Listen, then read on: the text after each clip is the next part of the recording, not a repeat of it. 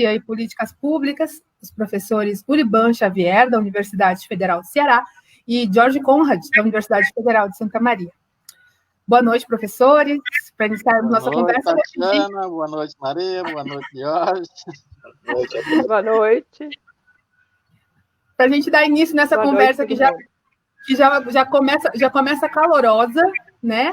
Mesmo que a gente, à distância, né? A Maria Rita e o Jorge em Santa Maria, o professor Uriban no Ceará e eu aqui em Brasília. Mas vamos começar essa noite calorosa pedindo que os senhores contem um pouco das suas trajetórias para a nossa audiência.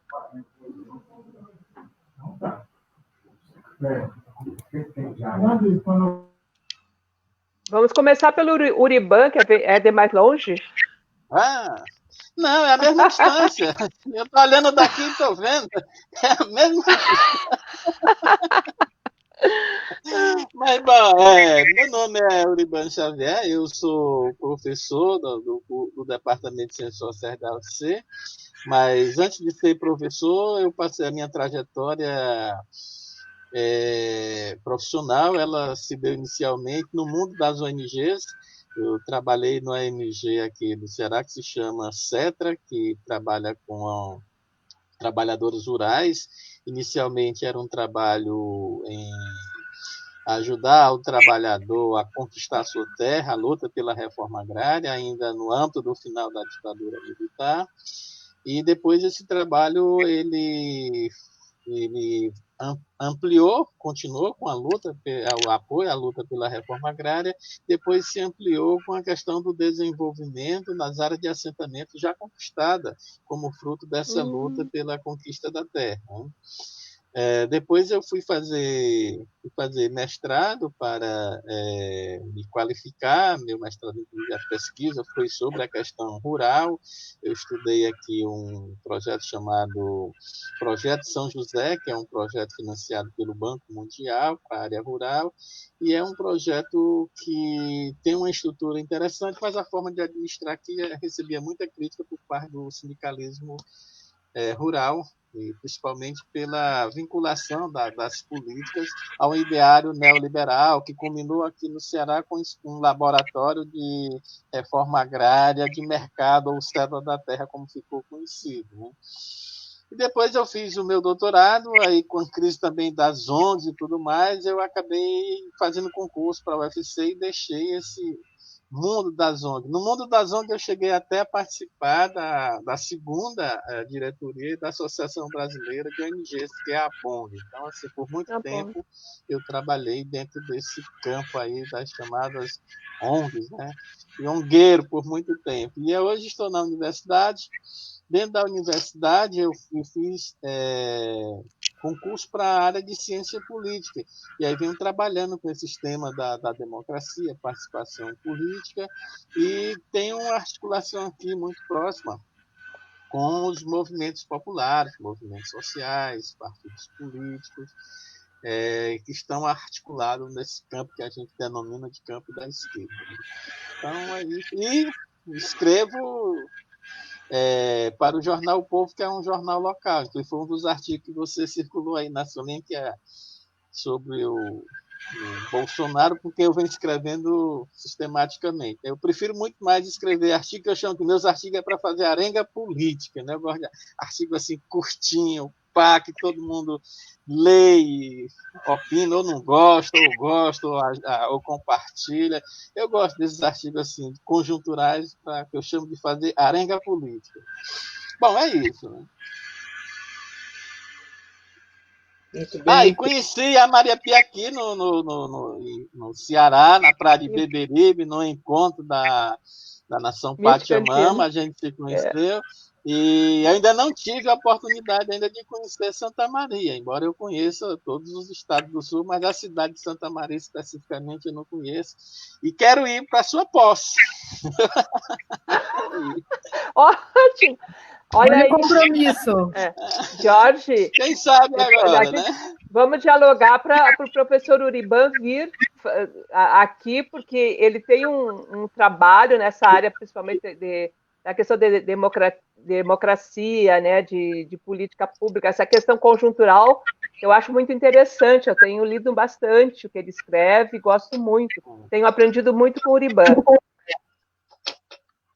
E aqui eu não falei, mas dentro da universidade também eu dou aula no MAP, que é o Mestrado de Avaliação de Políticas Públicas, né? Então, existe aqui uma pós-graduação e a gente está tentando, além do mestrado, ver se a gente consegue aprovar um curso, está em processo de discussão com a CAPES, no CNPq, é um curso de doutorado de avaliação de políticas públicas. Uhum. Muito bem, que coisa boa partilhar opiniões com as queridas Tatiana e Maria Rita. É um prazer, ao mesmo que seja virtual, conhecer o Uriban e o seu trabalho, né? Eu venho do movimento estudantil, ainda na época da ditadura, de resistência, né? No movimento secundarista. Meu primeiro congresso estudantil foi em 1981, na terra do Brizola, lá em Carazinho. E depois, enquanto acadêmico de história, fui me interessando pelos mundos do trabalho, pelos movimentos sociais e políticos. Foi onde eu fui construindo minha trajetória para, tanto em movimentos sociais como em nível acadêmico, entrelaçar essas duas, né, possibilidades. E isso se consolidou principalmente quando, depois de um pequeno tempo como professor no estado de Santa Catarina, eu retornei ao Rio Grande do Sul para me inserir na Universidade do Trabalhador, que era um projeto dos movimentos sociais sindicais aqui do Rio Grande do Sul, que durou um tempo no início dos anos 90, e logo em seguida, depois de um mestrado na PUC, eu entrei aqui na UFSM. Rapidamente me envolvi no movimento sindical, e fui para o doutorado em História Social do Trabalho na Unicamp. No retorno, já engajado em algumas greves, comando de greve, acabei entrando na diretoria da seção sindical aqui dos docentes da UFSM e presidi ela de 2006 a 2008. Então, trabalho no departamento de História, no programa de pós-graduação, e os eixos ali de pesquisa são justamente dentro de uma linha de pesquisa chamada Cultura, Migrações e Trabalho, justamente os mundos do trabalho, articulado com os movimentos sociais e políticos. Então, o meu olhar sobre as políticas públicas, ele tem essa trajetória, né? Não de administrador público, coisa que eu nunca fui, a não ser como chefe de departamento, coordenador de curso, mas isso não conta, mas sim, né, pela ótica, principalmente, dos movimentos sociais e políticos. Uhum. Tá certo. Um prazer também meu de conhecer os senhores, com a trajetória tão rica que vocês têm. E a nossa audiência também já está aqui ligada e vai poder aprender um pouco com vocês, como eu também aqui vim aprender. Temos aqui a Mauri Ruoso, o Calu Flores, Ricardo da Silva Maier, Etiane Caroline. A Raquel Bernardi Curtis disse, professor Uriban, que o senhor tem pouso, é só ir para Santa Maria, está garantido. Muito obrigado. Também a minha amiga, aliás, foi ela que fez essa mediação para me participar aqui dessa live. Então, não seja por falta de lugar para o senhor ficar, para ir a Santa Maria. Mas vamos lá, vamos começar os trabalhos. Como eu disse antes da gente começar, né, eu sempre parto do pressuposto que nem todo mundo vai conhecer o tema que a gente vai comentar. Então, assim, políticas públicas. Na prática, o que são políticas públicas e qual é o papel da gente enquanto cidadão e o papel de legisladores, governo, nas políticas públicas? O senhor gostaria de começar, professor Jorge? Pode ser. Eu penso que, principalmente numa conjuntura que nós vivemos, é preciso pensar as políticas públicas a partir de questões estruturais que afetam, sobretudo, o locus onde elas são aplicadas, que é a polis ou a cidade, mas também dentro de uma conjuntura, né, onde a gente não pode criar ilusão e sim contrafaces do que vem acontecendo num país como o Brasil. Tá? E para isso aqui vai sempre a veia do historiador. O Eduardo Galeano já disse, né, lá no pós-fácil das veias abertas da América Latina, que é do longínquo 1978, o que alguém escreve pode adquirir sentido coletivo quando, de alguma maneira, coincide com a necessidade social da resposta. E eu tenho dúvidas se o que a gente expor aqui vai né, estar de acordo com a necessidade social da resposta na conjuntura que nós vivemos. De acordo, eu acho que sim, tá?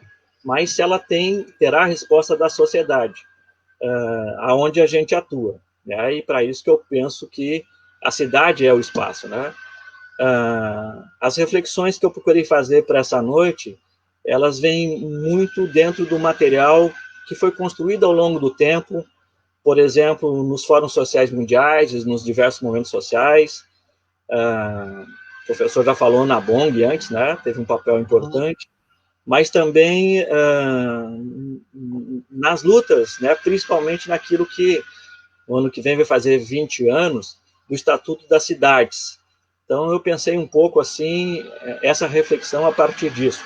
E de uma conjuntura que a gente passou, no caso do Cone Sul, de ditaduras civis militares diretamente, né, experiências democráticas burguesas importantes, como o caso do Brasil até a Constituinte, e que lá foram apresentadas e conquistadas várias das questões para o fortalecimento da democracia no Brasil, mas que rapidamente a ascensão neoliberal foi retirando, né?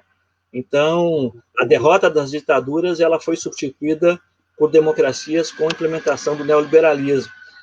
Isso já começou no Brasil dos anos 80 com políticas pontuais, mas efetivamente a partir do Collor e consolidado com o FHC, né?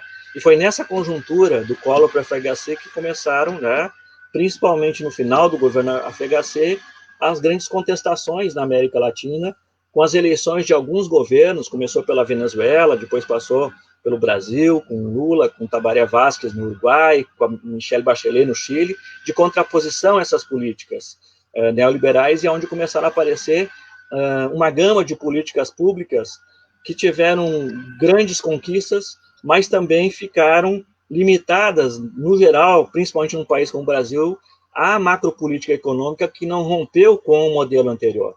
Então, aqui geraram-se as grandes contradições dessa primeira fase, né, de defesa do que os fóruns sociais mundiais que aconteciam em Porto Alegre defendiam. E, para finalizar, né, nós começamos a enfrentar, não no 2008 de imediato, mas no pós-2008, a grande crise econômica global do capitalismo, que vai resultar num retrocesso pelo mundo afora, onde a nova reação neoliberal ela vem com ataques às liberdades democráticas. E é onde a gente vai entrar precisamente no tema, né? O resultado eleitoral dos Estados Unidos com Trump, depois no Reino Unido com o Boris Johnson, e por fim agora em 2018 com o Brasil, né, criaram governos, né, onde a característica econômica para a solução da crise é o ultraliberalismo, acompanhados de alguns projetos de tipo claramente fascista, na minha opinião.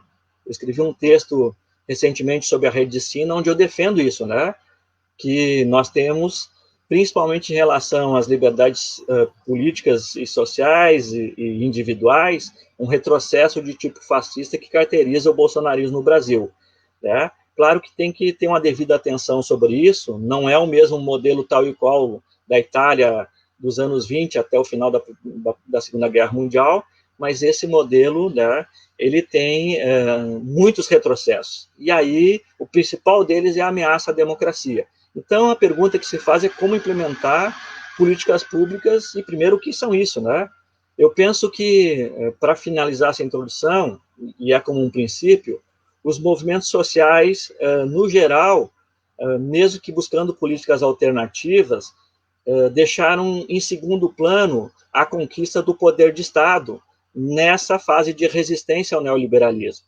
Significa que, claro, precisa se entender o descontentamento com a institucionalidade, mas isso gerou um processo onde os movimentos sociais, muitas vezes, e as ONGs, foram ao encontro do projeto neoliberal, tirando o papel do Estado nas políticas públicas, e a sociedade resolvendo os seus próprios dilemas, principalmente, né, de tantos problemas sociais e econômicos que o neoliberalismo trouxe. Não que não tivesse ali experiências magníficas, né, de solução dos problemas sociais, mas é hora, né, de pensar a política pública não como uma ação da sociedade civil, mas o entrelaçamento entre a sociedade civil e o poder de Estado. Senão, não há democracia, né? O que nós temos é cada vez mais a opressão do poder econômico, principalmente nessa fase né, onde o capital ele é cada vez mais especulativo e rentista, e os grandes recursos econômicos e sociais são desviados, né, das ações para as políticas públicas que envolvem todas as áreas, né, daqueles que são os mais frágeis, né, no conjunto da sociedade. E aqui nós vamos falar, né, olha, desde os desempregados, aqueles que hoje são chamados por alguns sociólogos do trabalho como inempregáveis, isso é, sequer disputam o mercado de trabalho, assim como o conjunto, né, dos sujeitos sociais sob o ponto de vista do recorte não só de classe, como também de gênero, como também, né, étnico e racial. Isso significa que os que mais necessitam políticas públicas são aqueles que recebem, né, as maiores consequências de um projeto como esse. E aqui eu vou falar das mulheres, dos negros, dos indígenas, dos idosos, dos deficientes físicos, todos aqueles, né? E claro que aqui eu estou deixando de lado muitos outros, mas que têm necessidade de receber na cidade as políticas públicas que devem ser aplicadas com eficácia. Então, não há como pensar a consolidação da democracia sem esse conjunto de políticas públicas que devem ir ao encontro, né, daqueles que mais precisam do Estado nesse momento. E que a solução não seja apenas individual, né, ou da sociedade civil, que apara, né, mas não consegue debelar o problema estrutural da desigualdade social num país como o Brasil. Mas eu... Bom, Tatiana, eu vou tentar responder a sua pergunta dentro desse apelo que você fez para a gente falar aqui para um público que não sabe o que é a políticas públicas. Na minha compreensão, a política pública ela está ligada à forma como a gente encara a responsabilidade da sociedade em relação à condição de existência humana. Né? Na Ideologia Alemã, que é um livro do Marx, um livro que ele diz que ele encerra ali sua visão mais filosófica do mundo para entrar numa visão mais econômica, de análise do sistema capitalista, do ponto de vista da sua lógica de reprodução. Ele diz que quando se fala de condição humana, você está falando das condições para o homem existir, para ele viver. E essa existência passa ter uma habitação, comer, se vestir, lazer, todas essas coisas que sem isso ele não tem existência. Uma pessoa que não dá conta das suas necessidades vitais não pode ter existência. Quem não come, quem não tem uma casa, quem não tem saúde, então tá com a sua condição de existência e tal. A maneira, dentro do sistema capitalista, da gente cuidar das políticas públicas são de duas formas. Cuidar da existência é de duas formas. Uma, você é responsável por você e suas escolhas vai lhe colocar no lugar dentro da sociedade. Portanto, esse modelo aqui, essa concepção, é de uma concepção neoliberal, que vai dizer o seguinte: se você virou um morador de rua, é pelas escolhas que você fez, é porque você não teve mérito na vida. Portanto, o que o Estado pode fazer para você em algum momento de emergência é fazer algum tipo de ação ou de política pública que possa ser uma compensação para determinados momentos. Mas essa compensação também só faz se você tiver uma parte do excedente que puder gastar com esses miseráveis na rua. Senão você dá um jeito de eliminá-los, põe na cadeia, são pessoas indesejosas, ou então elas vão viver da caridade pública.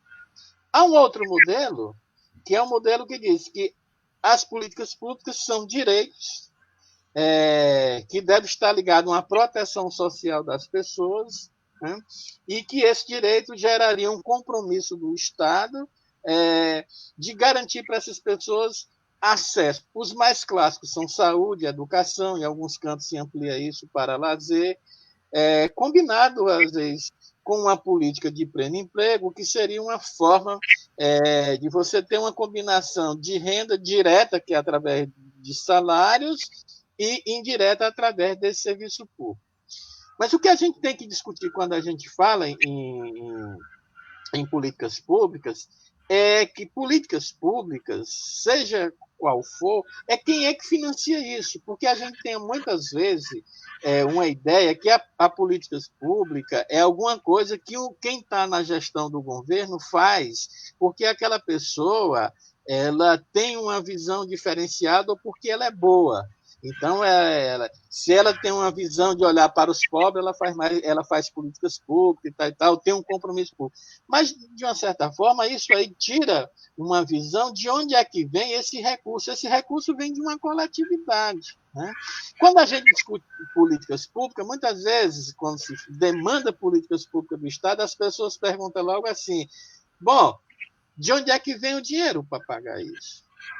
Mas quando o mercado diz que o Estado não pode mais estar investindo em políticas públicas para fazer investimento, embora boa parte da população não entenda, ele está dizendo o seguinte, olha, o recurso público, ao invés de você financiar a escola, de você financiar a saúde, lazer ou aumentar salário, deve vir para construir estrutura para o mercado, deve ir para financiar juro baixo para o empresário. Portanto, há uma disputa.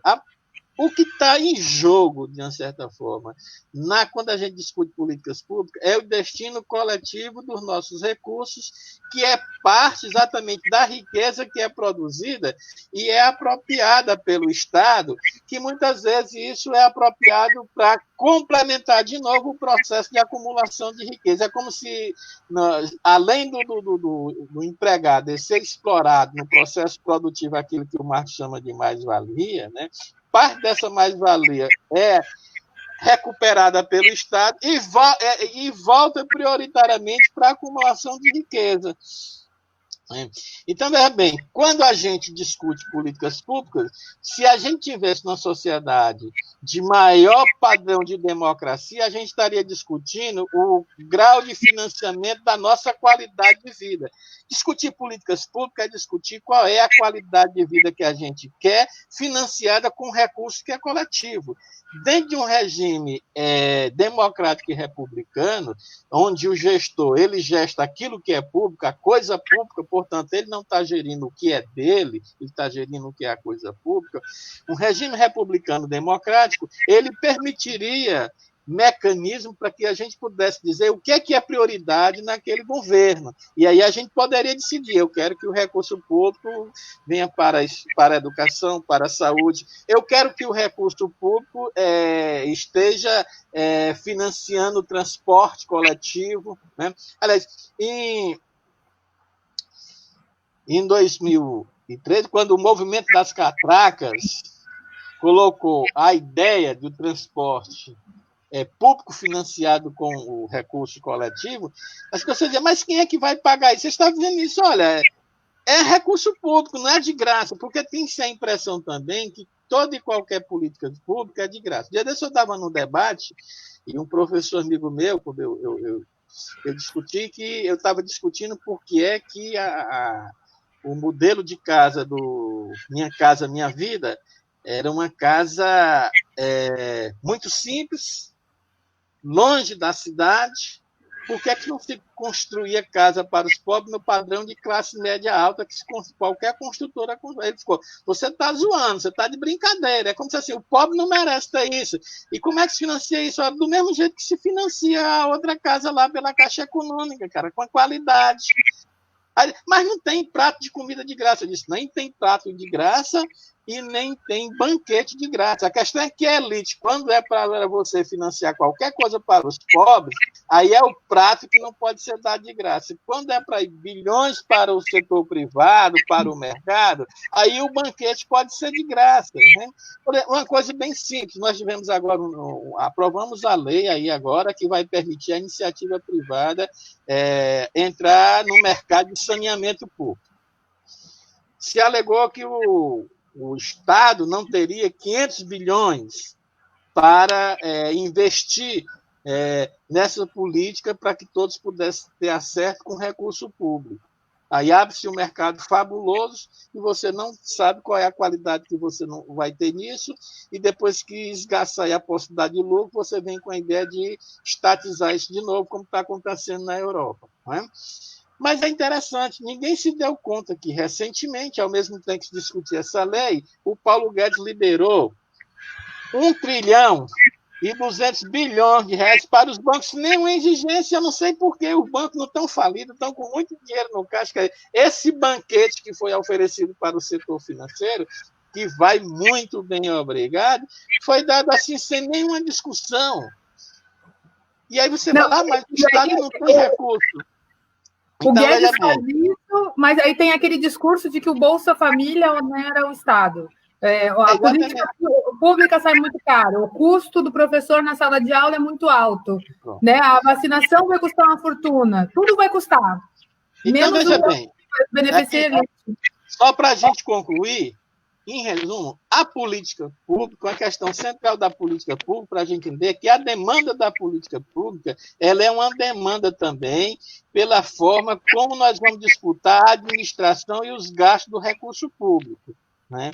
Quando a gente tem uma sociedade que ela está desorganizada, isso não gera um direito, gera uma perda de direito, porque os estados vão exatamente, os gestores são pressionados pelo mercado a fazer política de ajuste estrutural, onde não tem lugar para o direito, não tem lugar para o atendimento das demandas da sociedade. Portanto, daí que também a gente sempre, algumas pessoas já atentou para uma coisa, aquelas comunidades mais organizadas que faz pressão, ela conquista muito mais, porque apesar da gente dizer que a política pública pode ser um direito, ela às vezes pode ser um direito só no papel e não um direito real. E mesmo quando está no papel garantido por lei, se você não tiver um movimento para garantir que aquele direito saia do papel, ele não vai ser executado simplesmente porque está ali na garantia da lei. Portanto, as políticas públicas, elas pressupõem também uma mobilização social pela sua conquista. Se ela não tiver mobilização para a sua conquista, ela vai ser entendida sempre como uma caridade, uma política do governo para fazer compensação em tempo de crise, para que ele não possa ter um julgamento muito negativo ou passar como uma pessoa muito perversa, mas uma pessoa que no período de calamidade chega junto da sociedade, ou que acolhe os pobres. Mas a política pública ela não é feita, ela não deve ser pensada como uma compensação da condição de miséria que você chega pelo brutal processo de exploração da sociedade. Ela deve ser pensada como uma dimensão de distribuição de riqueza e de renda para que a gente tenha uma vida média de qualidade dentro da sociedade. Isso se pensando ainda numa sociedade de exploração, porque se a gente ultrapassar esse limite aí, a gente pode pensar num outro modelo de sociedade. Maria Rita? É interessante, Uriban, o que tu estás falando e trazendo para o hoje, né, a quebra das garantias de direitos. Por exemplo, hoje, as escolas privadas no Rio de Janeiro iniciaram as aulas. Como é que, sabe? Então, por que tu pode atender na educação para os filhos da classe média, enquanto o pessoal da periferia certamente vai ficar mais uns 6 meses sem escola, sem educação? A outra questão que me chamou a atenção também hoje no noticiário, a preocupação com o vestibular, com o Enem. Então, mas quem é que está...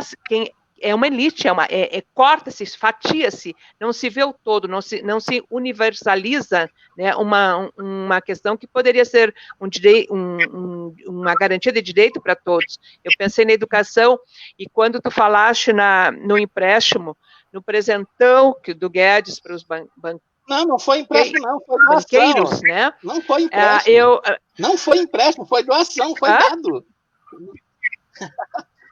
Doação, sim, e o pessoal, o pequeno empresário, a pessoa que está ali vendendo as suas coisinhas agora, que está parado há 4 meses, que não tem dinheiro, né, as pessoas estão enlouquecendo, estão se suicidando, quando vão ao banco, tem uma série de exigências que não conseguem o empréstimo, né?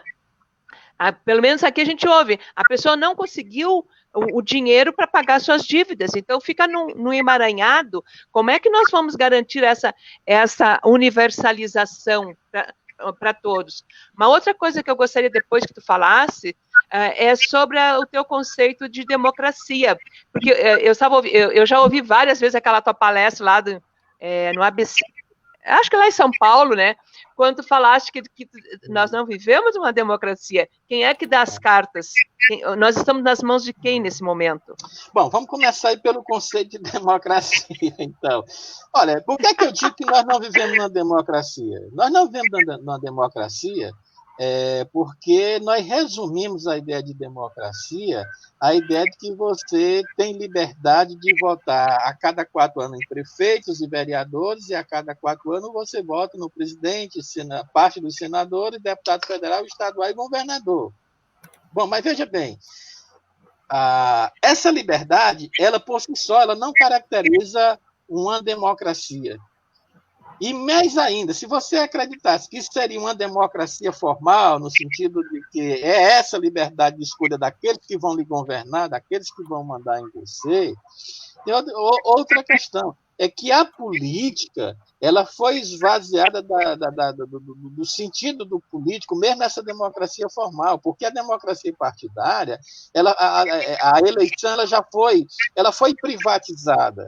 Veja, eu vou dar aqui um exemplo para a gente entender isso. A Operação Lava Jato, ela apresentou uma coisa que ninguém abriu uma discussão mais séria dentro da sociedade, quando o Odebrecht dizia que dentro da empresa havia um departamento de propina que era montado para financiar a campanha, para, depois daquele conjunto de parlamentares eleitos, fazer emendas parlamentares beneficiando a empresa, medidas provisórias para beneficiar a empresa, indicação de pessoas de encargo que facilitasse todo o esquema de propina. Portanto, é o seguinte, quando a política como espetáculo para que você, dentro da campanha política, você manufature as vontades. Hoje, agora, a manufaturação da vontade é feita através dos algoritmos do sistema de fake news. Portanto, quando o sujeito vai votar, ele já tem os candidatos tudo organizado em função do financiamento que o mercado faz. Ou financiamento direto, indireto, ou aquele que rola aí pelas bolsas de dinheiro que sai rolando por aí, que ninguém dá conta disso. Uhum. Então, por exemplo, o que sobra aí? O que sobra aí é alguns partidos que com alguns candidatos que vêm de um trabalho sério feito em alguma localização do bairro, dentro de um sindicato, ou alguém que tem uma visibilidade mais pública, que vez ou outra vai furando esse cerco, vai se elegendo, mas isso é muito pouco para você pensar o destino de um país e formar ali uma maioria. Você não forma uma maioria ali, fica muito mais difícil se eleger num sistema desse. Então, nós temos uma primeira coisa. A segunda coisa é que a democracia pressupõe, além de você poder votar e escolher, e tirando esses fatores que eu disse aqui, é um processo de aprofundamento cada vez maior para que as pessoas possam ter controle do aparelho de gestão pública, para que elas pudessem, então, ter espaço para ela decidir como é que vai funcionar as políticas de Estado, né? Ou seja, as pessoas deviam participar não em instância consultiva, mas em instâncias deliberativas. Ou seja, cada vez mais ir se apropriando daquilo que é o espaço público. Isso nós nunca conseguimos avançar nesse aspecto.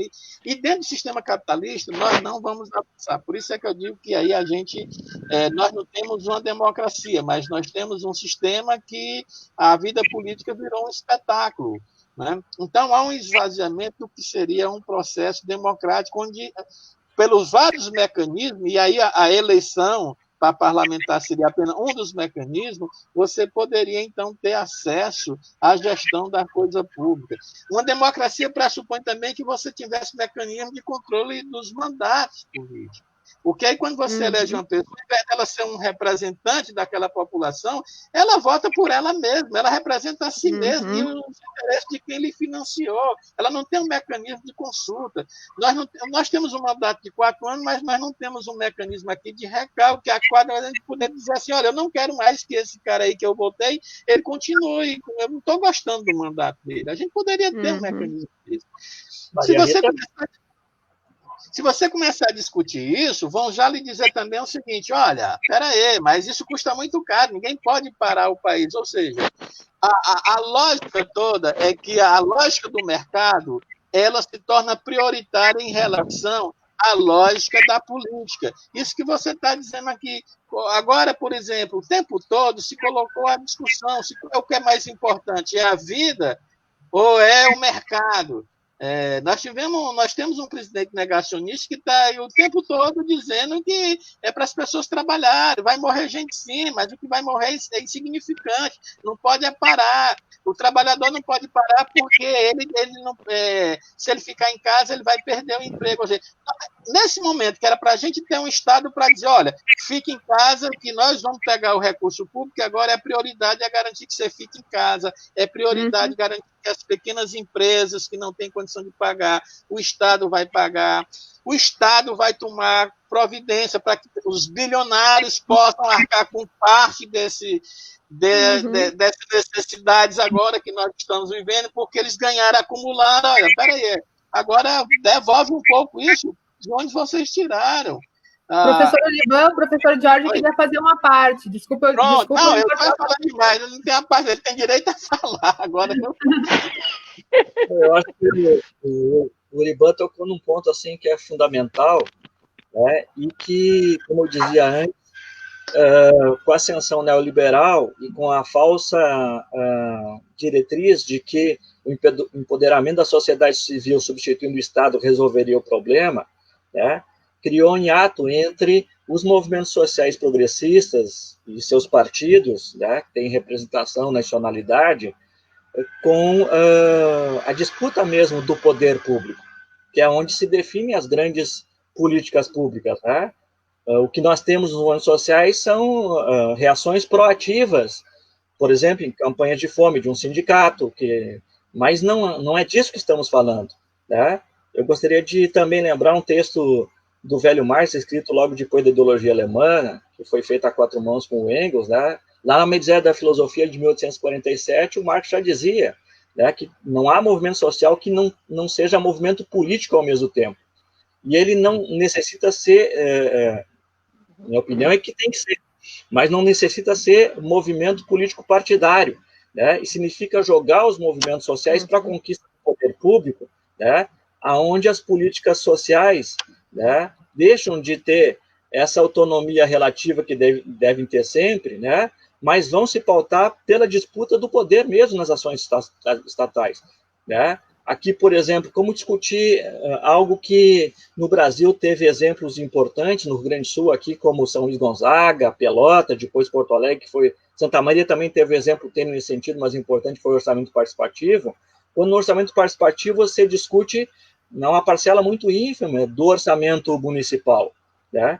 Mesmo assim, quando você tira as obras públicas, né, daquilo que aparece que dá voto, que são grandes viadutos, né, às vezes importantes também, né, para a mobilidade urbana, mas vai para aquilo que, como se diz, não se dá voto, que é o saneamento básico, que é o espaço social da periferia, que tem que ter a mesma importância e de forma equânime, portanto, horizontal nos direitos que o centro, né, a gente vai entendendo a ótica de como quem tem o poder público e como o capital disputa o espaço urbano, nós, né, se pensarmos de forma isolada, não vamos, né? Essa, aliás, é a consequência da despolitização da política, com o chamado empoderamento da sociedade civil, que não disputa, né, o poder econômico e político, né? E aqui a consequência é nefasta. Eu vou aproveitar, e gostei também do exemplo, né, do Minha Casa Minha Vida, que também é uma iniciativa importante, né, do início dos anos 2000, do governo federal, mas ele segue a lógica, né, daquilo que foi sendo feito ao longo do processo histórico republicano brasileiro, que é empurrar os trabalhadores para a periferia. E aqui eu vou dar o exemplo do transporte público, né? O transporte público, antes, vamos pegar um exemplo de cidade como Santa Maria, que funcionava, né, Maria Rita, em torno da aviação férrea, e o mundo do trabalho morava cerca. Mesmo com todas as dificuldades, estava próximo.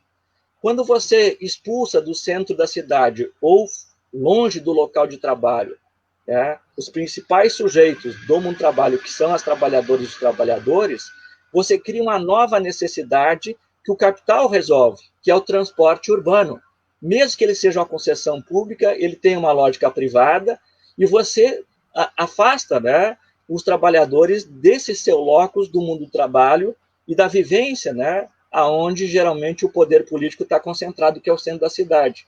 Essa lógica que é perversa, né, faz com que o trabalhador ele tenha que se preocupar na mobilidade urbana, onde leva 1, 2, 4 horas para chegar ao local do trabalho, né, enquanto que esse horário poderia estar sendo dedicado ao lazer, dedicado à assembleia sindical, à reunião da associação de moradores. Quer dizer, ele chega exausto em casa e só quer saber em descansar ou ter alguma informação, desinformação nos meios de comunicação para compensar, né, esse cansaço cotidiano que faz com que ele trabalhe tanto quanto ele fica dentro do transporte público. Então, aqui nós temos que cada vez mais pensar que não há espaço vazio na política. O capital ele disputa o espaço urbano e, com isso, ele segue a sua lógica. Né? E, ao seguir essa lógica, como disse também o professor, é a lógica de acumulação. Então, como romper com isso é discutir a democracia da cidade, discutir a horizontalização dos direitos. E aqui, também a ofensiva neoliberal ela criou hierarquia de direitos. Quer dizer, eu abro mão dos meus direitos sociais, trabalhistas, previdenciários, em função do emprego. Eu abro mão, né, desses direitos, inclusive da liberdade de manifestação, né, para ter o emprego. Essa lógica é muito perversa, né, e ela acomete principalmente a classe trabalhadora, e onde ela está localizada, né, em sua maioria, que é na periferia da cidade, fazendo com que ela não dispute o espaço público, não dispute as políticas públicas, né? E apenas haja em consequência, né, daquilo que lhe tira as providências cotidianas. Então, aqui me parece que um administrador público, né, um parlamentar, ele deve pensar a cidade dentro dessa lógica. Né? Ele deve propor uma cidade democrática, né, onde nenhum direito seja a menos e nenhum seja hierárquico superior em relação ao outro. Todos eles têm que ser horizontais. Aí a cidade começa a ser pensada de forma democrática. Eu repito, sem ilusões, mas aqui me parece que a gente começa a defender princípios que depois eu posso explorar um pouco mais para, concretamente, pensar algumas políticas públicas que, no limite ainda, né, de um ultraliberalismo, a gente pode pensar para as cidades nesse processo, né, ao menos desse ano, que vai ter eleições municipais. Vocês falaram tantas coisas interessantes que eu tô com algumas perguntas aqui que a nossa audiência está mandando e elas estão represadas. A Lilian Barrios Vinadeja mandou umas 3 perguntas, mas vocês já responderam. Ela falou a respeito da qualidade dos serviços públicos no Brasil, né? Afinal, que é com o dinheiro do povo. Aí ela perguntou se o Brasil vive uma democracia. O professor Uriban já deu o seu pitaco, mas se o professor Jorge quiser falar a respeito disso, tudo bem. E ainda, agora ela perguntou, se votar é controlar a política, isso acontece? Essa é a pergunta da Lília, mas ainda tem a pergunta da Raquel Kurtz, e é direcionada para o professor Jorge. Vimos recentemente uma afronta à democracia caracterizada pela espionagem ligada a movimentos antifascistas. Qual sua visão sobre essa intimidação? Essa pressão já é sentida aqui em Santa Maria, no caso, em tua opinião? Se o senhor precisar que eu repita alguma pergunta, eu repito. Eu posso retomar, então, primeiro um grande abraço à querida Lilian, e acho a pergunta da Raquel muito oportuna para discutir a democracia. Eu espero não desviar o foco, né, do tema central, que me parece as políticas públicas. Tá? Eu acho que a gente vive uma conjuntura onde, de fato, a democracia burguesa está ameaçada. O fascismo sempre ameaçou, né, mas ele transa com o liberalismo. Assim foi, né, nos exemplos históricos, assim tem sido atualmente. Não há contradição entre políticas ultraliberais, como foi o caso do Pinochet no Chile, que, aliás, é o exemplo do Guedes, né, e dos Chicago Boys, assim como no caso do governo do Bolsonaro, a aplicação clara, né, desse modelo, onde você tem ultraliberalismo na economia e restrição democrática na organização social. Então, não há dúvida de que você atacar os princípios básicos da democracia liberal, que é o direito de opinião, que é o direito de se expressar, porque é claramente isso. Movimentos antifascistas são de defesa, inclusive, da democracia liberal. E quando você transforma em supostos sujeitos subversivos, terroristas, né, como foi o discurso do governo, os antifascistas, você imediatamente, né, está indo no núcleo central da organização social ainda liberal. Né? Não falo aqui nem de uma contraposição à sociedade. Mas por que a gente deve ter, não deve ter ilusão, ou talvez deve ter cuidado? Por quê? Porque, em parte, a pandemia ela favorece, né, esse pensamento ultra-reacionário, ou tem favorecido. Por quê? Porque as organizações sociais e coletivas mais conscientes da sociedade têm defendido o isolamento, que é o correto para a solução, né, da pandemia, ao menos, né, para a não piora da situação de saúde pública, e, ao mesmo tempo, nós temos um processo eleitoral onde a campanha tenderá a ser, como já está sendo desde já na pré-campanha, pelas redes sociais. E as redes sociais têm favorecido as forças conservadoras, principalmente a partir, né, das fake news. Então, a restrição democrática, quando ela atinge a informação via desinformação, ela atinge os pilares básicos do direito humano, que é o acesso à informação qualificada para você, inclusive, né, ter solução para os problemas políticos e sociais. Então, é óbvio que eu penso que a democracia não pode ter apenas caráter ritual. Né? Acho que também já foi dito antes, só seguir o pressuposto eleitoral. Né? Se a gente se restringir a isso, a gente já sai, quem tem um pensamento mais à esquerda, de centro-esquerda, progressista, ou mesmo de esquerda, já perde no ponto de saída. Eu acho que a gente deve, no caso das políticas públicas, para defender a democracia, articular justamente isso, né?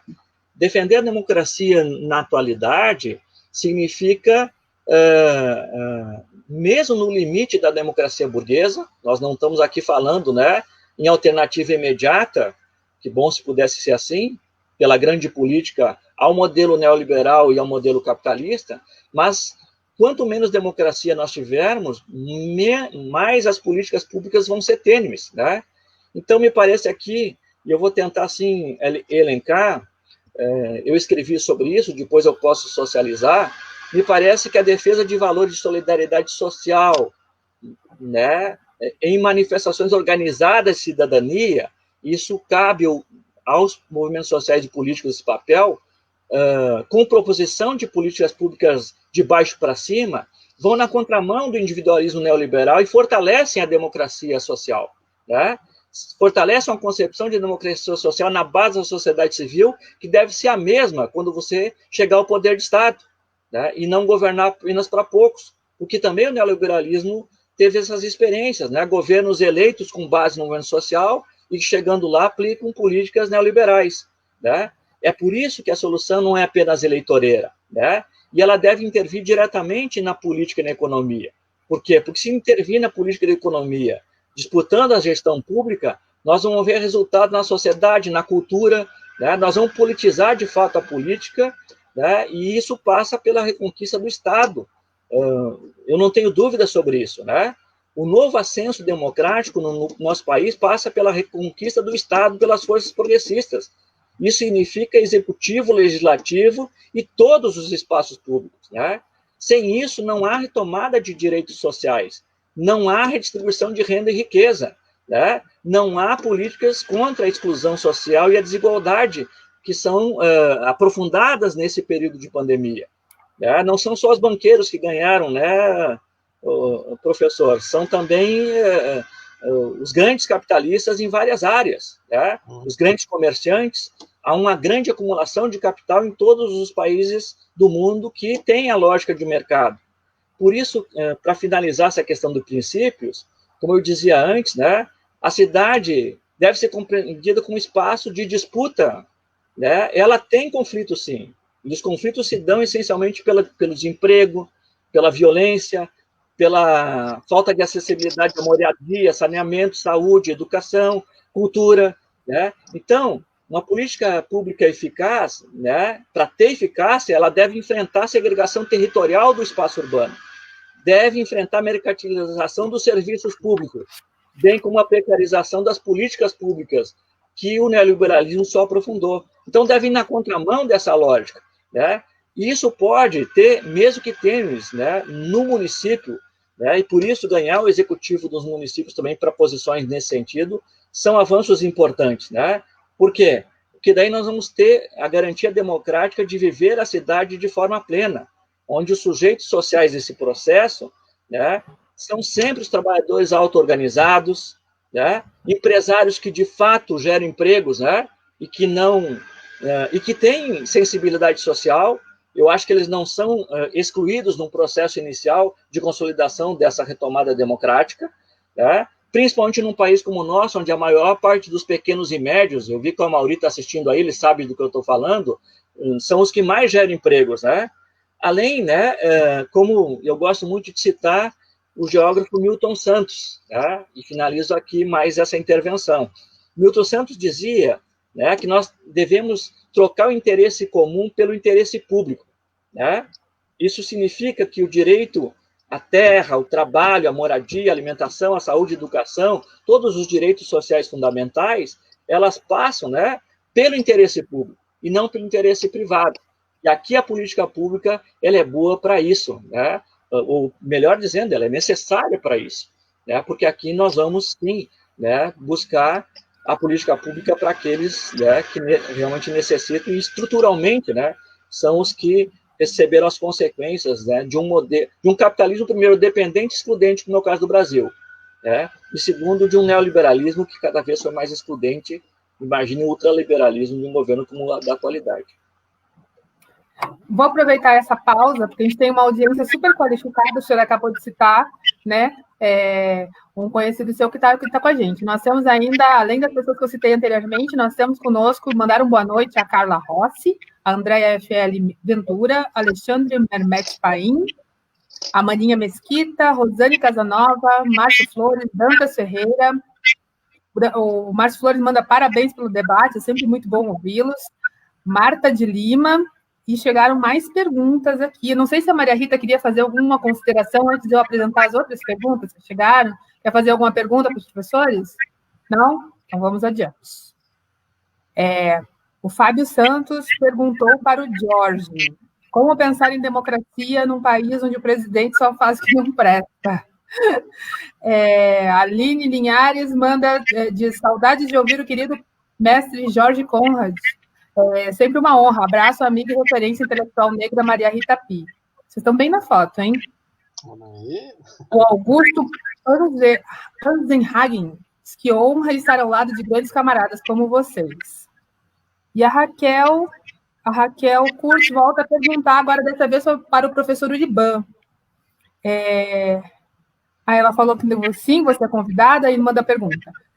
Gostaria de ouvir a visão do Uriban sobre os planos de privatização da água e saneamento. Quais as frentes que tu sabes organizadas se mobilizando para fazer frente a este descalabro? Pachamama grita dentro de mim, ela avisa. Olha, vamos lá aqui. Primeira coisa assim, a minha concepção é que o capitalismo ele não combina bem com democracia. Ele até suporta processos históricos de democratização. Para sair da crise, ele aguenta que...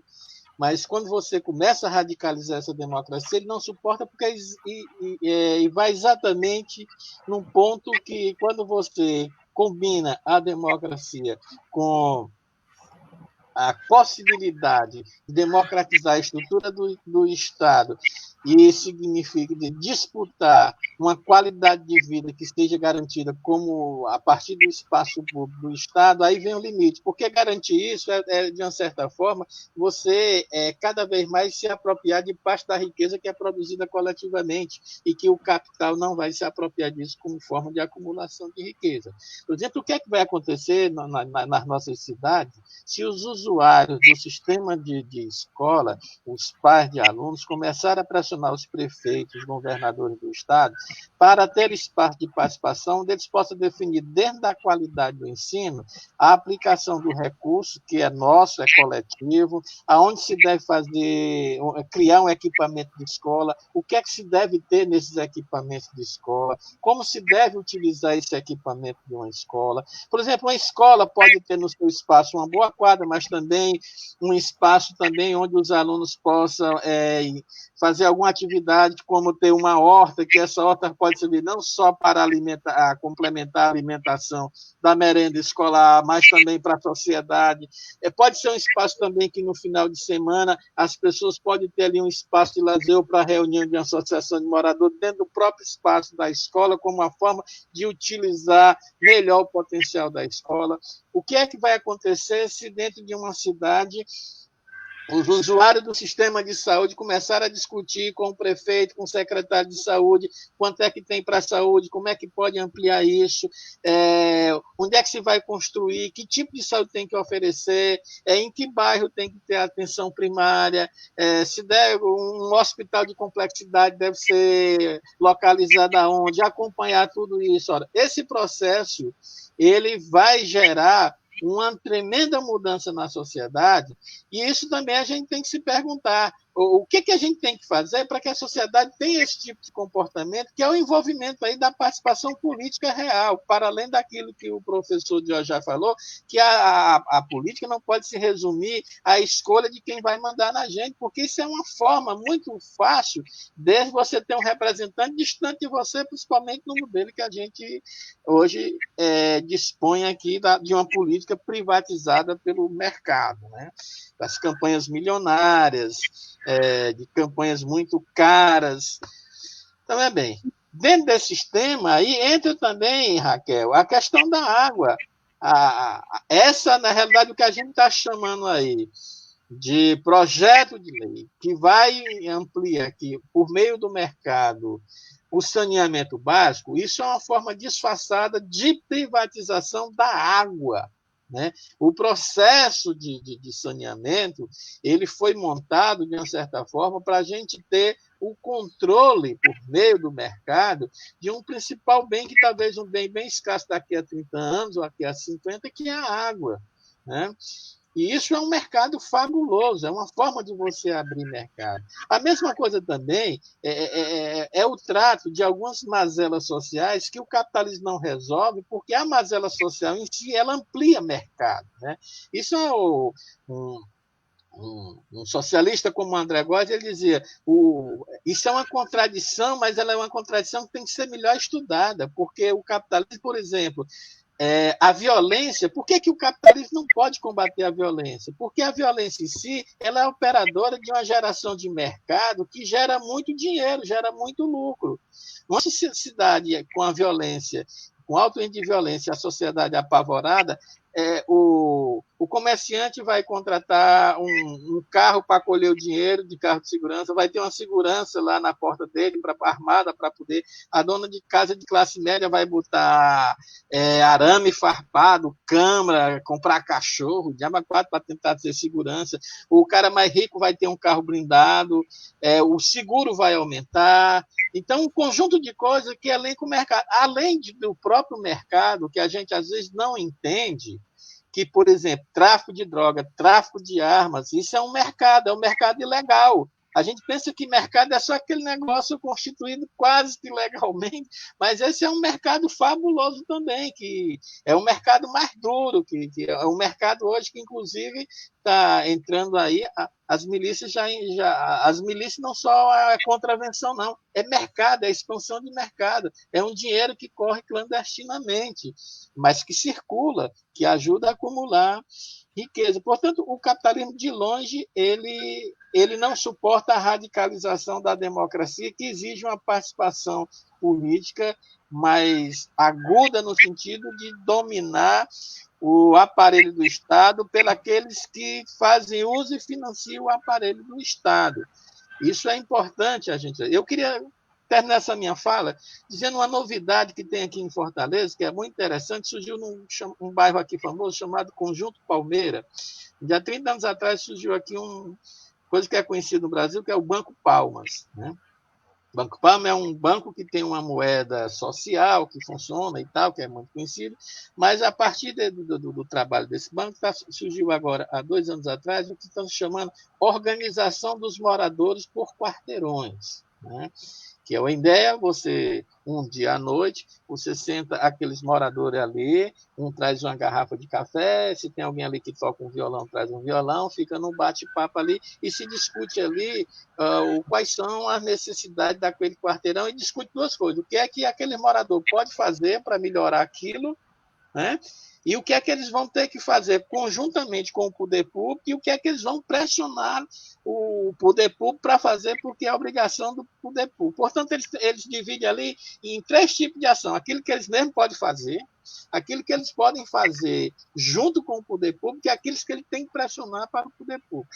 Esse movimento ele tem demonstrado capacidade, inclusive, de sentar com o prefeito e o governador para discutir questões dentro do bairro. Vou dar aqui um exemplo para vocês. Eles decidiram o seguinte, porque os moradores começaram a botar o lixo, em vez de botar na sua porta, porque não queria, botou ali no meio do canteiro ali. O carro que colhia lixo, que era um carro privado, logo descobriu que não precisava passar de um lado e do outro da rua, porque as calçadas, ele passava só no meio e ia recolhendo, né? Mas o que ia ficando? Aquele meio ali ia ficando sujo, o lixo, às vezes um animal lá, tirar aquele lixo, espalhava, as pessoas botavam o lixo não no dia que o carro... Eles fizeram um acordo seguinte, o que é que nós podemos fazer? Nós podemos ter um compromisso de só colocar o lixo na nossa porta no dia que o carro vai passar. O carro tem que passar pelos 2 lados. Chamaram o prefeito. Outra coisa, nós vamos separar o lixo. O lixo que for separado, que for reciclável, nós vamos juntar aqui e vamos trabalhar esse lixo, e a prefeitura vai comprar esse lixo no valor de 1 tonelada que ele paga à iniciativa privada para comprar lixo. E aí vamos discutir se esse lixo vai nos pertencer para a gente reciclar. E aí vamos pressionar o poder público para criar uma estrutura para a gente reciclar esse lixo aqui. Vamos falar com a prefeitura para colocar a internet. E nós vamos aqui fazer o seguinte, vamos pedir material que nós vamos pintar as ruas e tal, pintar nossas calçadas e tudo. Isso está funcionando, isso é uma novidade. Isso está fazendo cada dia na semana um quarteirão. Aí depois tem uma assembleia dos quarteirões. E uma família fica vigiando a outra no dia que o cara pega o lixo e bota, não, no dia que foi combinado. Ei, vizinho, não foi isso que nós combinamos, não. Bota teu lixo lá dentro de casa. Amanhã tu põe aí no horário. Serviço público dentro da comunidade. Se for com empresa terceirizada, tem que empregar as pessoas da comunidade. Se a empresa terceirizada vai fazer serviço para o Estado ou o município na comunidade, tem que contratar uma parte das pessoas de dentro da comunidade. E aí há uma pressão muito grande. Então, são coisas desse tipo que mudam um pouco o perfil da articulação da vivência comunitária. Está suprindo uma coisa que foi a falência das associações de moradores nos bairros, que nos anos 70, 80, cumpriam um papel muito grande, mas depois dos anos 90, essas experiências se enfraqueceram muito. Hoje, no Conjunto Palmeira, isso está aí. E é uma forma de começando um ensaio de democracia dentro do espaço local, com a responsabilidade local. Aí vai surgindo um conjunto de liderança para assumir funções dentro da comunidade. Gente que começa a fazer reuniões com professores, gente que já está fazendo reuniões nos postos de saúde, ou seja, o agente de saúde que já começa a fazer essa ponte da comunidade com o posto. Então, isso aí é um trabalho de longo prazo que se soma com outros trabalhos mais profundos, mas que se a gente não começar no espaço local, do município, do bairro, fica muito difícil a gente fazer frente a todo esse poderio que a gente tem de enfrentamento da sociedade, de negação dessas políticas públicas. E mais, nós temos hoje, no momento, que nós estamos vivendo uma etapa do sistema capitalista que ele já não consegue acumular tanto e ele precisa descartar gente. Nós estamos vivendo aí a 4ª revolução tecnológica que vem no sentido de robotizar, no sentido de informatizar todos os trabalhos, no sentido, inclusive, de estar empregando robôs para fazer trabalho de marketing, para atendimento de pessoas, e o que vai fazer com essa legião de pessoas que não vão encontrar mais trabalho? Essas pessoas vão ser descartadas. O sistema não quer tratar com essas pessoas nem como massa mais para ser explorada. Nós estamos tendo uma mudança no capital. Veja bem, no capitalismo clássico dizia que a separação era entre aqueles que têm os meios de produção e aquele que tem a força de trabalho. O processo de uberização e de TJização é um processo em que você exige que o trabalho, além de ser precarizado, o sujeito tem um meio de produção dele. As pessoas que trabalham para um fast food, ele tem que ter a sua moto, tem que fazer seu horário, tem que abastecer, e ele tem que ser um PJ, ele tem que ser uma pessoa jurídica, porque a empresa não quer ter um contrato com ele, não. A uberização é uma precarização aos extremos. Então, tudo isso a gente tem que considerar quando a gente estiver debatendo o nosso conceito de democracia e de políticas públicas. Professor, a propósito disso que o senhor está dizendo, veio mais uma pergunta da Raquel. A gente está se encaminhando já para o fim, mas eu acho que tem duas perguntas que são bacanas e uma é dessa. Ela perguntou justamente, né, sobre o cenário que vai ser no futuro para os jovens, o cenário do mercado de trabalho, com todas essas mudanças, essa uberização de todos os postos de trabalho, praticamente. Eu falo por mim, como jornalista, né, é uma redação inteira transformada em PJ, então são pequenas microempresas trabalhando para uma grande empresa, porque eles não têm mais como pagar os custos de manter um empregado de confiança, né, e todos nós viramos empregados terceirizados. Mas a Raquel pergunta se existe uma apatia dos jovens, na opinião do senhor, e vou perguntar isso também para o professor Jorge, até porque ele trabalha com uma galera mais jovem, né? Existe uma apatia por parte dos jovens? Como motivar o protagonismo dessa galera quanto à mobilização para a garantia de políticas públicas? Que é um processo democrático, de participação mesmo, que parece que a gente esmoreceu enquanto sociedade, né? A gente foi deixando, e uma parte até demonizou, e eu não vou me meter, e a vida é assim mesmo. Como é que a gente pode motivar? Lília, já vou dar a tua pergunta, pode deixar. Se o Jorge quiser falar, mas se eu der, eu posso desenvolver e concluir aí. Você quer falar, Jorge? Não, pode depois eu gostaria de também de perguntar algo para vocês dois. Assim, hoje, a gente vê a presença muito forte de grupos neopentecostais e essas lideranças respondendo e falando por toda uma comunidade. Porque as pessoas não dizem mais não, é o pastor que disse, sabe? Para dar a impressão que essa apatia não é só da juventude, não. É uma apatia nossa, da sociedade, de um modo geral, que ao não querer pensar ou não querer se responsabilizar por escolhas, né, passa esse compromisso para alguém que lhe ache superior ou com melhores condições.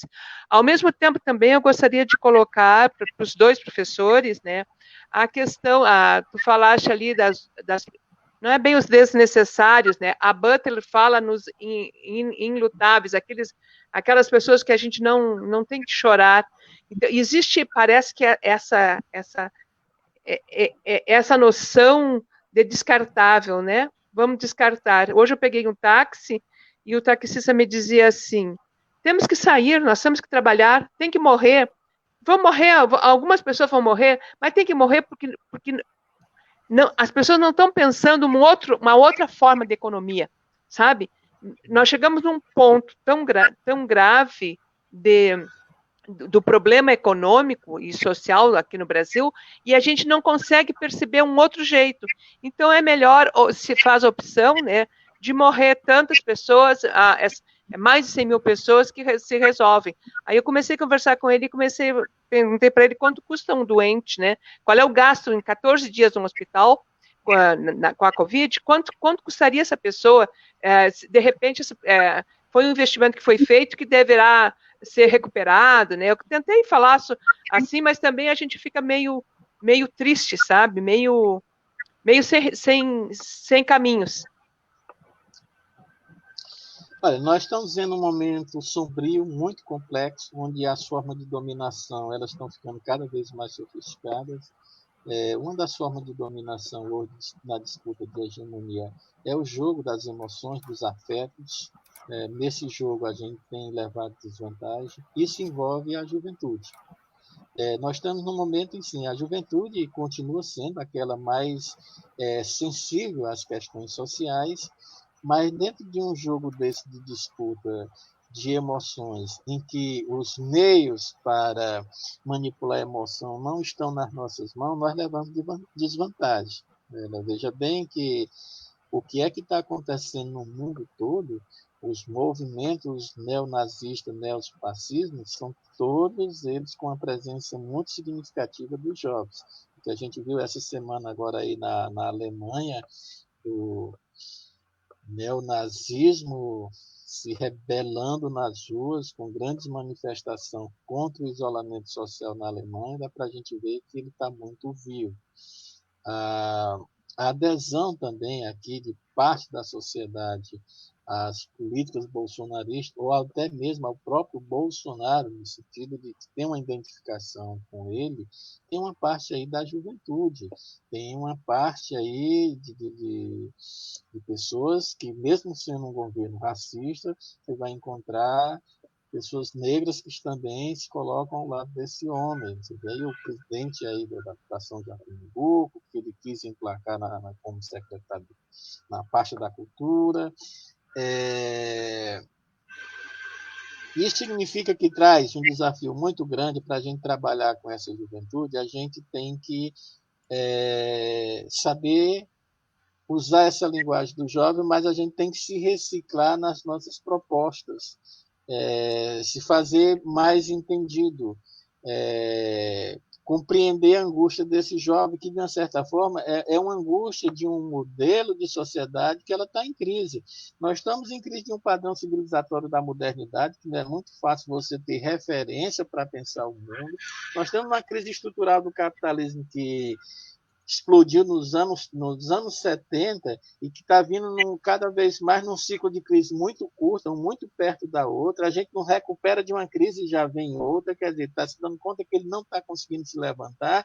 E aí o que é que ele vai oferecer? Ele vai oferecer, de uma certa forma, um aprofundamento dessa crise, a barbárie.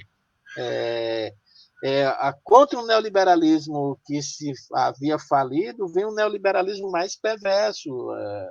E veja bem, isso vai encontrando apelo dentro dessa estrutura social que mantém um processo de dominação muito profundo. Então, nós temos uma sociedade que nós entramos no mundo capitalista sem ter uma ruptura, sem fazer uma revolução burguesa.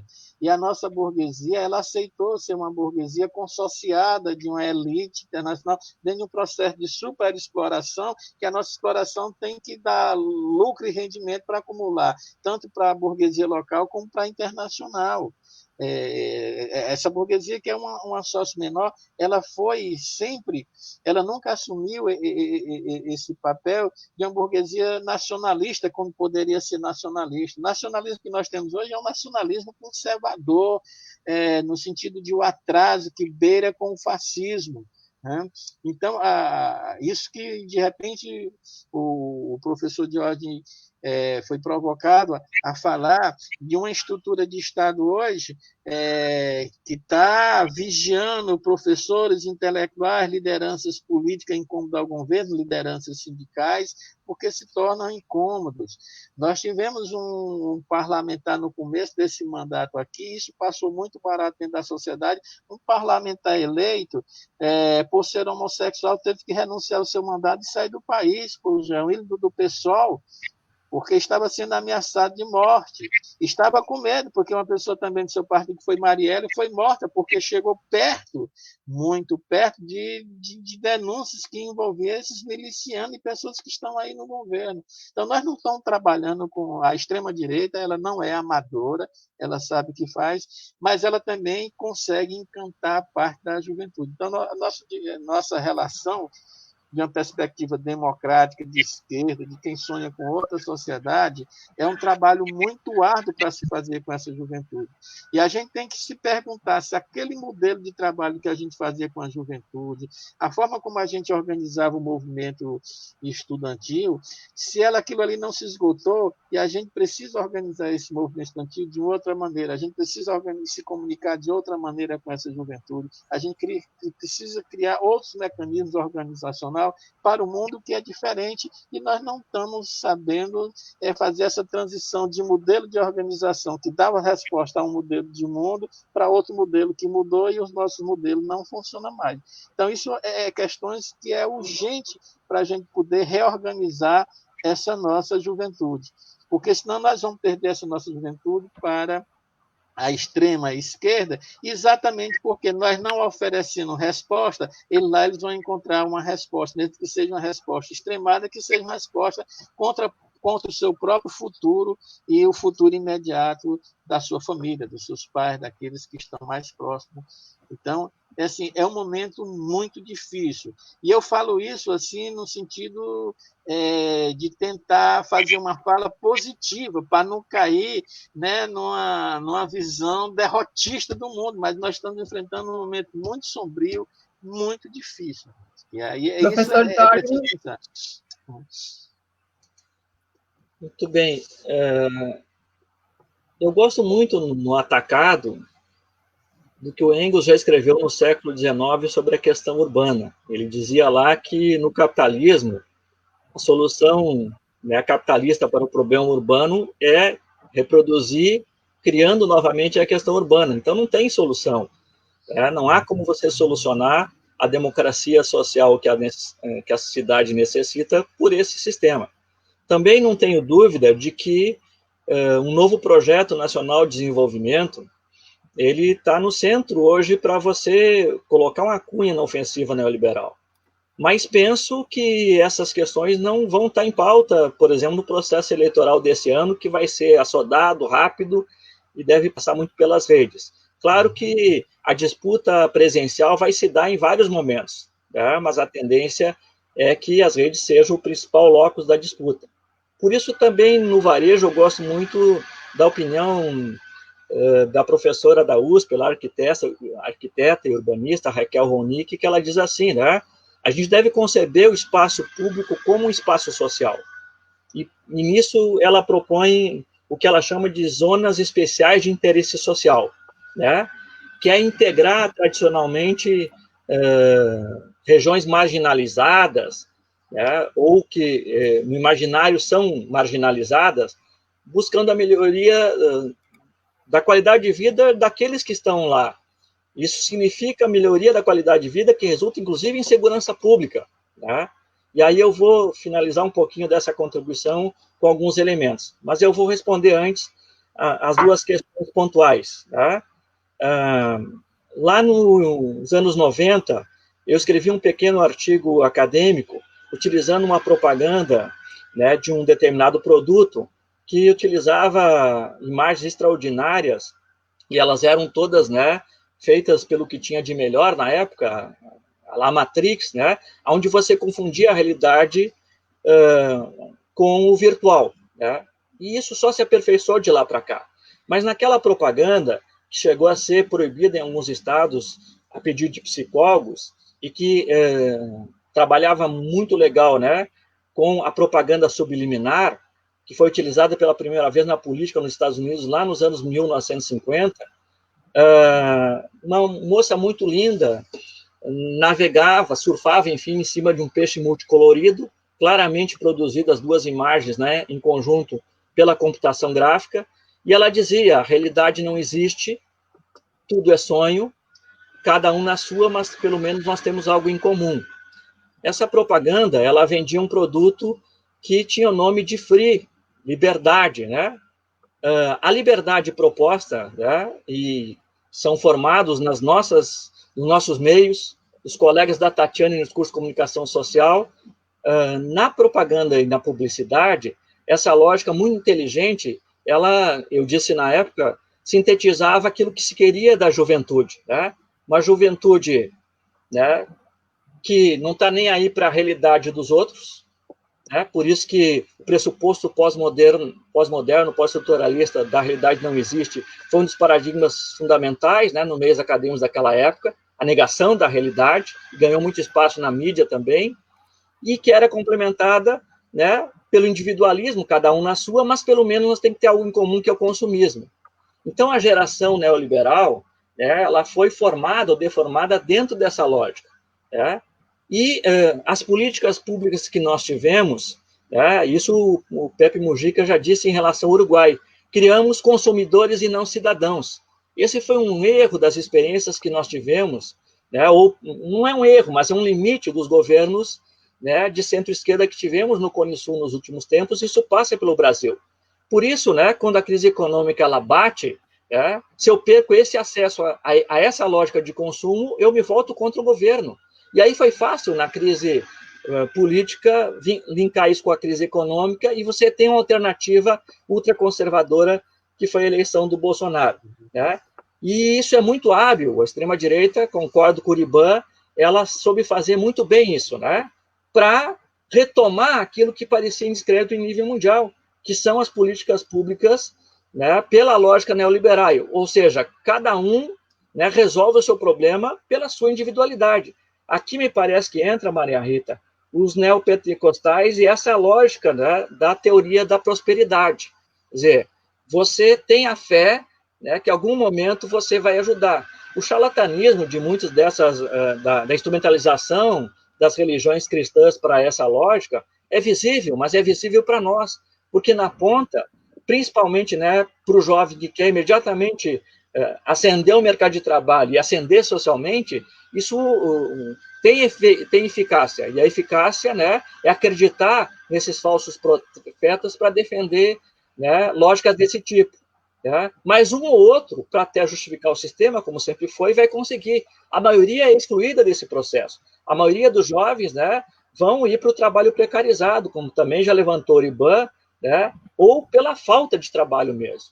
Então, cada vez mais, em menos idade também, o desemprego vai atingindo a população economicamente ativa, e isso é uma crise generalizada, mas cuja solução é justamente essa dada na pandemia, que é a lógica neofascista também, de você fazer a eugenia social. Né? Então, a pandemia serve para fazer isso. Vamos, né, eliminar os idosos, vamos eliminar os pobres. São esses os mais afetados, né, por um vírus como esse que está nos afetando. Então, eu acho que aqui essas preocupações, sim, devem nos cercar para a reflexão junto a essa juventude que vê na solução individual e, por essa perspectiva já elencada, a solução dos seus problemas. Né? Eu acho assim, já que a gente está indo para o fim, me parece, algumas coisas não são, não é reinventar a roda, né? É de fato levar adiante aquilo que ficou pela metade. Né? Eu insisto que não basta a criação de novas formas de organização e representação popular, né? Sobretudo se elas recusam a institucionalidade. Elas têm que ter autonomia, assim como os movimentos sociais têm que ter autonomia diante do Estado e de partidos, né? Mas se elas recusar, elas vão ao encontro do neoliberalismo, né? Como foram algumas ONGs, onde, né, também aqui o Uriban pode falar um pouquinho mais sobre isso, elas se transformaram dentro da lógica do mercado em instrumentos de captação de recursos que enriqueceram um e outro. Eu não entro aqui no discurso de extrema-direita sobre as ONGs, né, porque o problema para a extrema-direita em relação às ONGs é justamente a proposição de políticas públicas e a cobrança do Estado. As ONGs, né, que não têm essa lógica mercantil, e que são muitas pelo Brasil afora, sempre defenderam isso. Mas essas ONGs, elas têm que ser articuladas com os movimentos sociais, com os partidos políticos que têm, né, proposição de mudança nas políticas públicas e que passa por processos onde ainda a transformação estrutural, a transformação do atacado que a gente necessita, não vem. Né? Que bom se isso estivesse na pauta política para 2020, mas não vão estar. Então, aqui eu vou ser... Né, eu havia escrito assim, cerca de 15 a 20 pontos. Né? Eu vou tentar ser telegráfico para dizer o que eu penso para finalizar. Como que um sujeito público, alguém que demanda um mandato público, uma prefeitura, um vereador, vale para você, Maria Rita, pode pensar isso de forma articulada, né? Sim, rearticulando as plataformas sociopolíticas comuns, né? Na luta por um Estado regulador e democrático. Só assim você retoma as políticas públicas. Isso significa, né, você se voltar para aquilo que de melhor foi construído pela sociedade civil nos últimos tempos no Brasil, que é, por exemplo, o Estatuto das Cidades, os conselhos, né, de saúde, cultura, os conselhos de cidadania, todos eles, né, têm um papel efetivo e que construíram proposições de projetos de lei que buscam não só imprimir vigilância cidadã, mas propor políticas públicas para os governantes. Me parece que esse é um papel fundamental. Isso você faz fortalecendo os sujeitos sociais desse processo, né? Regulando e monitorando políticas públicas para a construção de propostas que são, nesse momento, possíveis e viáveis. Isso é ir na contramão, né, de muito que está sendo aplicado nessa conjuntura, sobretudo após o golpe de 2016 no Brasil. Né? Isso significa que você deve retomar, por exemplo, a plataforma do Fórum Nacional sobre Reforma Urbana, que foi tão importante lá na Constituição de 88, e que deixou como princípios, e eles estão atuais, na minha opinião, e válidos, como o direito das pessoas que vivem na cidade como um direito fundamental, na aplicação do princípio da função social da cidade e também da propriedade. Isso significa você batalhar para o fim dos latifúndios urbanos e da especulação imobiliária, sobretudo porque essa é grave numa cidade como Santa Maria. Né? Isso significa você dar diretriz para a implementação de uma gestão democrática da cidade. Né? Aqui garante-se a participação popular. E isso vale principalmente para o executivo. Aí, por fim, as políticas públicas têm de ser dirigidas pela ótica da igualdade social, tá? Sem discriminações de quaisquer tipos, né? Que combatam as opressões e violências de gênero, de raça e de etnia. Aí a Maria Rita é campeã disso, né? Como uma militante pública da sociedade aqui de Santa Maria, né? E que sabe onde estão as pessoas mais vulneráveis, né? Como as mulheres, os negros, os sem-tetos, os indígenas, os idosos, né? Todos aqueles, né, que são os mais afetados pela política neoliberal. As políticas públicas, eu penso que deve dar impulso, principalmente em uma cidade como Santa Maria, que tem essa tradição, a economia solidária, né? Porque ela traz políticas inclusivas de acesso democrático a novas tecnologias, né? Na área da produção, por exemplo, agroindustrial. Isso significa você articular o urbano e o rural do município, principalmente articulando locais de consumo que favoreçam a construção de políticas públicas de geração de emprego e renda e de consumo próximo ao local de produção. Aí você rompe, né, com essa questão da lógica do transporte cada vez mais distante do local de consumo, que também favorece a acumulação de alguns capitalistas. As políticas públicas, tendo esse impulso, elas vão também, né, ter diretrizes para estimular a produção cultural, né, local, né? Isso significa do bairro, não só aquela visão elitista de que a cultura se faz nos grandes teatros, nos grandes cinemas, nos shoppings das cidades, né? Aqui você vai envolver as camadas mais pobres e de baixa renda, descentralizando as práticas culturais. Nós tivemos vários exemplos no Brasil de municípios que fizeram ou fazem essa lógica. Aqui você, e o Augusto está também ouvindo a gente, ele fez uma questão antes, você reorganiza a cultura esportiva para um eixo no qual a prática coletiva e solidária do esporte substitua a competitividade que é exclusiva da natureza mercantil do capitalismo em relação a essa área. Você dinamiza espaços públicos de lazer e de esportes que devem ser sempre ampliados, porque aqui significa, no que a Raquel Ronick disse antes, né, criar zonas tradicionalmente especiais de interesse social. Né? Aqui também, né, e o professor Uriban citou isso, eu acho que a gente deve ter uma nova política de proteção ao meio ambiente e à natureza no espaço da cidade. Por isso que passa não só pela coleta seletiva de lixo, que deve ser ampliada, mas ela deve ser cada vez mais articulada às cooperativas de geração de emprego e renda. Santa Maria tem boas experiências nesse sentido também e podem ser melhoradas. Aqui o orçamento participativo, por fim, né, ele deve ampliar a discussão sobre o orçamento, né, sobretudo público, e não apenas numa parcela ínfima do orçamento. Esse é um avanço, né, para você avançar da democracia não só participativa para a democracia direta, né? E, por fim, eu acho que isso é fundamental para a democracia no momento que nós vivemos, né? Não só os movimentos sociais devem disputar a conquista do poder público, né? Devem criar nos seus locais de atuação, de moradia, no trabalho, né, na moradia, as grandes frentes amplas e democráticas junto aos seus próprios movimentos. Tá? É aqui que nós vamos, né, fazer com que essa discussão toda ela resulte em políticas públicas que são geralmente de aplicação imediata, mas têm resultado a longo prazo, e tendo resultado a longo prazo, você aproxima aquilo que a Rosa Luxemburgo já defendeu, que não há contradição entre reforma e revolução. Né? Muitas reformas, muitas vezes, têm caráter revolucionário, e a revolução ela se aproxima, né? Portanto, nós não estamos falando da transformação social como um todo. Né? Isso me parece que é o grande eixo, né, de quem pensa política pública e democracia para um país como o Brasil, né, de características tão estruturais, né? A escravidão gerando racismo estrutural, o colonialismo gerando a dependência, né, econômica, e esses são os processos mais urgentes a serem rompidos, me parece, para a realidade brasileira. Isso é enfrentar, sim, daí governos como o do Bolsonaro, mas não só deles. Maria Rita, quer fazer alguma consideração?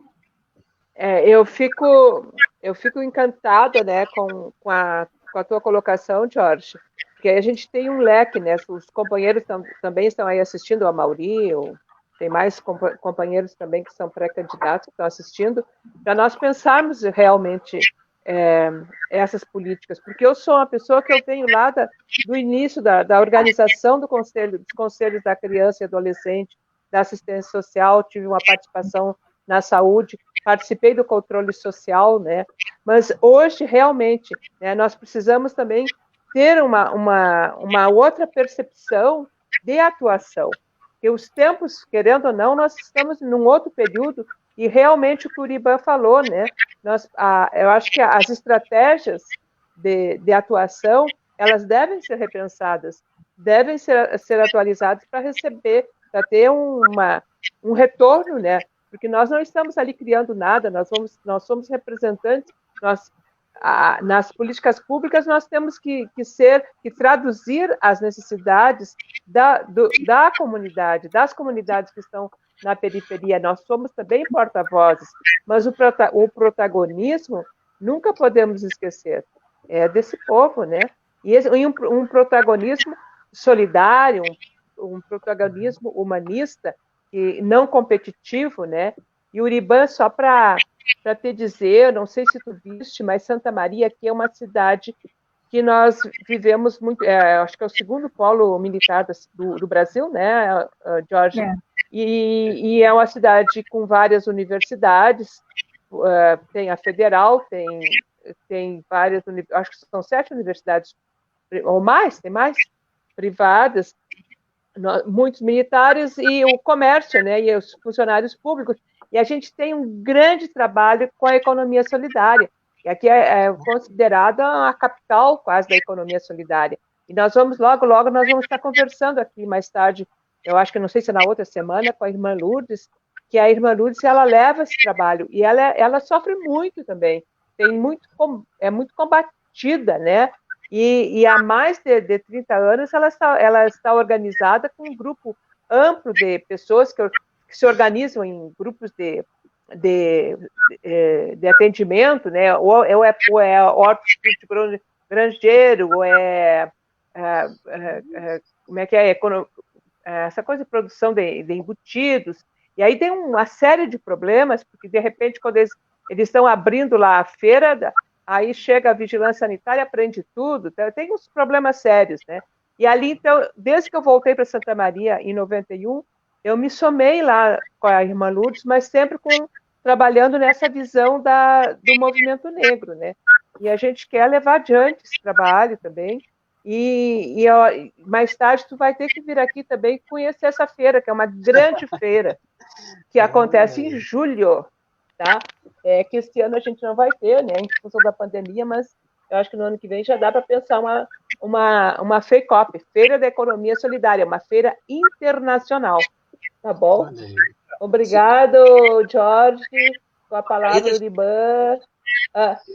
Eu esqueci de dizer antes que também isso é muito da nossa área, sobretudo numa cidade que também, né, tem grandes escolas, faculdades isoladas, universidades, o papel, né, dos educadores, né, nessa articulação. A escola, nesse momento, é a contraposição pelo conhecimento, pela defesa da ciência, né, desses valores negacionistas, né, e principalmente ela vai ter um papel fundamental de rearticulação, né, do pensamento humanístico que tu acabaste de falar. Então, também, né, como ela está muito próxima dos jovens, das crianças e adolescentes, né, nos locais de moradia, aqui me parece que o papel das escolas é inegável, né, para a gente articular os sujeitos que são educadores e educandos nesse processo, né, que também passa pela educação popular. Né? Eu não vejo outro caminho. Uriban, eu coordeno um projeto, né, um coletivo de educação popular aqui na UFSM, onde os educadores e educandos são os grandes sujeitos do processo. Né? E tudo que se acumulou lá é nesse sentido, né? De não só permitir o processo como todo, desde a alfabetização até a construção do conhecimento, a profissionalização, mas articular a educação com o movimento popular. E aqui é um outro caminho ainda necessário e com muito espaço para se fazer num país como o Brasil. Bom, eu queria agradecer esse espaço muito rico, e quando a gente também se abre para conhecer outras realidades, que vocês estão falando de Santa Maria, que é uma cidade distante da minha e de realidade também, vocês aí tentando me fazer entender a cidade, a composição dos movimentos, da economia, me dá um retrato. Bom, são algumas diferenças e isso enriquece também a percepção da gente, e esse também de fazer laços e saber que esse país, que é de um tamanho de um continente, em todos os cantos dele, a gente vai encontrando gente que tem sonhos, que estão se movimentando. Isso que você está fazendo, Maria Rita, é um movimento muito importante. Quando você, já ao longo da sua vida, vem trabalhando em função do coletivo, rompendo com essa coisa individual, você podia ter uma vida muito mais tranquila e tem mais tempo de se dedicar só a você, mas esse tempo dedicado à causa negra, à causa da sua cidade, e agora colocar o seu nome dentro de uma candidatura que não é um projeto seu, isso é um projeto coletivo que responde aí também a um campo político, é uma demarcação política. Isso é muito importante e fortalece, né? Eu participei domingo passado de uma organização aqui chamada Pastoral de Juventude do Meio Popular, que nasceu aqui no Ceará há 42 anos. Fizendo agora na rede social, tinha 400 pessoas entre os que estão tocando o movimento e os que iniciaram há muito tempo atrás. E foi muito interessante, porque aí a conversa que era para fazer um sarau, de repente, entrou na conversa: quem são os jovens que vão se candidatar nos seus municípios, que a gente possa criar uma rede de apoio de jovens que vai enfrentar os políticos que apoiam o Bolsonaro, que não estão no centrão. Vamos criar aqui. Quer dizer, começou a discutir umas questões que vai se somando nesse momento, né? Em que a gente está vendo muito sombrio e que, às vezes, como a gente não tem esse espaço de comunicação mais fino, que é esse que a gente está fazendo agora, a gente fica com as informações muito macro e não vai percebendo que lá no municípiozinho está acontecendo alguma coisa, que tem alguém ali que está empenhado em fazer alguma coisa. Daqui a pouco esses pontos se juntam, né?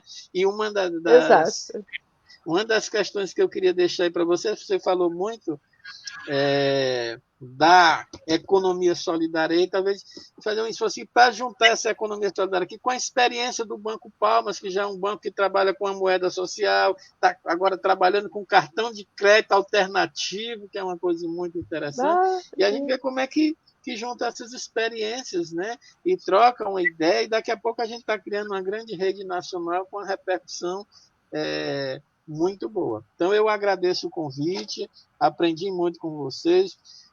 Foi um prazer lhe conhecer, Jorge. Tatiana também. Se Raquel estiver aí, um abraço pelo convite para participar desse encontro. E muito bom, boa noite para vocês. A gente que agradece, né, a presença de vocês, a disponibilidade de vocês, que não é nada, nós estamos conversando há 1h40. E se deixar, a gente continua até meia-noite. O Fábio Santos mandou um parabéns, né? Grandes falas dos dois professores, foi realmente um momento de qualidade que a gente teve hoje, então agradecemos muito, e a Maria Rita por oportunizar esse grande encontro, né? De 3 estados aqui, mas essa audiência maravilhosa. Quer encerrar, Maria Rita? Bom, né? Então, eu agradeço. Eu também sabia que seria um momento de grande aprendizado para mim, apesar que nós estamos tão próximos, o Jorge e eu, mas a gente também não tem tanto tempo, né, Jorge? Até andamos nos encontrando em reuniões, mas sempre corrido, que é excelente, né?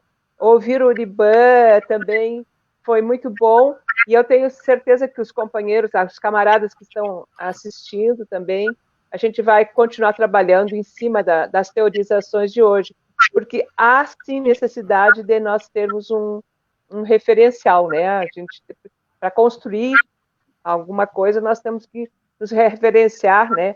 E eu acho que vocês nos contribuíram muito com a minha pré-campanha e também com a pré-campanha dos camaradas que estão aqui assistindo, e também, isso aqui eu acho que vai ficar gravado. Muito obrigada, né? E aí eu não vou poder dizer boa viagem até a volta, né? Porque agora a gente está num outro meio, num outro nível, né? Cada um na sua casa. Obrigada. E aqui não está tão frio hoje, viu, Uriban? Porque normalmente a gente passa frio aqui no Rio Grande do Sul nesse tempo. Tatiana, um beijo no coração, filha. Tá? Um beijo para todos vocês. Beijão. Tá, obrigada. Muito obrigada, e até a semana que vem, né? Semana que vem tem outra live, no mesmo horário, no mesmo bate-canal da Maria Rita Pidutra, pré-candidata a vereadora pelo PCdoB em Santa Maria. Obrigada. Tchau, tchau. Tchau, obrigada.